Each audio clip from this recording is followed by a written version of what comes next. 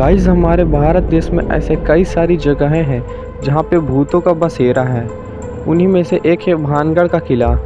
इस किले के बारे में आप लोगों ने तो सुन ही रखा होगा, क्योंकि ये भारत की सबसे भूतिया जगह मानी जाती है, जहाँ शाम 6 बजे के बाद सरकार ने अंदर जाने पर रोक लगा रखा है। तो गाइस अगर आप अपने आने वाले वीकेंड को अनोखा बनाना चाहते हो तो आप भानगढ़ किले की रोड ट्रिप प्लान कर सकते हो।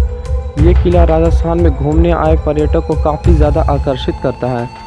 गाइस हम सभी ने भानगढ़ किले की कहानियों के बारे में कई बार सुना और पढ़ा है। ये जगह बहुत ही ज़्यादा भूतिया मानी जाती है और यह किला पूरे 400 साल पुराना है। कहा जाता है कि यहाँ पर आत्माएं पर्यटकों के साथ संवाद करने की कोशिश करती है। अगर आप अपने जीवन में ऐसा ही कुछ अनुभव करना चाहते हो तो गाइस आपको अपनी लाइफ में एक बार ज़रूर इस जगह की यात्रा तो करनी चाहिए। तो गाइस आज के इस वीडियो में आपको भानगढ़ किले के रहस्य के बारे में बताने जा रहा हूँ कि यह किला कैसे भूतिया हुआ और इस किले के अंदर किस रानी की आत्मा आज तक भटकती रहती है। तो चलिए इस वीडियो को शुरू कर। उससे पहले अगर आप लोगों ने हमारे चैनल को सब्सक्राइब नहीं किया तो जल्दी से हमारे चैनल को सब्सक्राइब कर लो, क्योंकि हम ऐसे अमेजिंग इंटरेस्टिंग वीडियो लाते रहते हैं। तो गाइस ये किला अलवर जिले की अरावली की पहाड़ियों में सरिस्का अभयारण्य की सीमा पर मौजूद है और ये किला पहली नज़र में देखने में अजीबोगरीब और डरावनी लगती है। कहा जाता है कि यहाँ पे बहुत सारे भूत बसते हैं और यही वजह है कि धीरे धीरे गांव की आबादी भी इस जगह से काफ़ी दूर हो गई है। खास बात तो यह है कि भारतीय पुरातत्व सर्वेक्षण विभाग ने स्थानीय लोगों और पर्यटकों को रात के वक्त किले में एंट्री से मनाही कर रखी है, क्योंकि रात के वक्त यहाँ पर कई सारे पैरानॉर्मल एक्टिविटीज़ को फील किया गया है, इसलिए लोगों को रात को यहाँ पर जाने के लिए नहीं दिया जाता है। इस किले का निर्माण कब हुआ? गाइस ये किला 17वीं शताब्दी में माधव सिंह ने अपने छोटे बेटे मानसिंह के लिए बनवाया था। और इस जगह की अनोखी बात यह है कि यहाँ पे जितने भी घर हैं उन सभी घरों के ऊपर छत ही नहीं है। और कहा जाता है कि इस जगह को एक ऋषि ने श्राप दिया था। लोगों का यह भी कहना है कि अगर आप यहाँ के घरों की दीवारों के पास अपने कान लगाएंगे तो आपको भूतों और आत्माओं की आवाज़ें सुनाई देगी। कहा जाता है कि जिस धरती पर भानगढ़ का किला खड़ा हुआ है वो गुरु भालूनाथ नामक शक्तिशाली तपस्वी का था। किले का निर्माण शुरू करने से पहले माधव सिंह ने तपस्वी की अनुमति मांगी थी। भालूनाथ ने उन्हें एक शर्त के साथ अनुमति दे दी। शर्त यह थी कि किले बनवाते समय किले की छाया कभी भी तपस्वी के घर पर ना पड़ने पाए, वरना दुर्घटना हो सकती है। माधव सिंह ने उस तपस्वी की बात मानते हुए उस किले को इस प्रकार बनाया जिससे उस किले की छाया तपस्वी के घर पर नहीं पड़ी। लेकिन माधव सिंह के उत्तराधिकारी अजब सिंह ने इस शर्त को अनदेखा कर दिया और मजबूत दीवारों के साथ किले को फिर से बनवाया।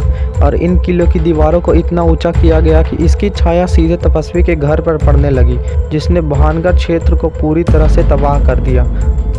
भानगढ़ किले के भूतिया होने के पीछे एक और कहानी है जो कई लोगों के द्वारा कही जाती है। ऐसा कहा जाता है कि भानगढ़ की राजकुमारी रत्नावती बहुत ही ज़्यादा सुंदर थी और इसकी सुंदरता पर पूरा भानगढ़ फिदा था। हर कोई इंसान जो है महारानी रत्नावती से शादी करना चाहता था और महारानी रत्नावती की सुंदरता पर एक तांत्रिक भी फिदा था। उसने महारानी रत्नावती से शादी करना चाही, लेकिन महारानी रत्नावती ने उसे साफ इनकार कर दिया। तब उस तांत्रिक ने उस महारानी रत्नावती से शादी करने के लिए उसे अपने वश में करना चाहा। जिस दुकान से राजकुमारी के लिए इत्र जाता था वह उसी दुकान में गया और उस इत्र में कुछ तंत्र मंत्र करके उस बोतल में डाल दिया, जो बोतल राजकुमारी को भेजे जाने वाली थी। राजकुमारी को बोतल मिली तो सही, लेकिन वह एक पत्थर पर गिरकर टूट गई। जादूगर ने उस इत्र के बोतल में ऐसा जादू किया था कि जो कोई भी उस इत्र को लगाएगा वो जादूगर से प्यार करने लगेगा।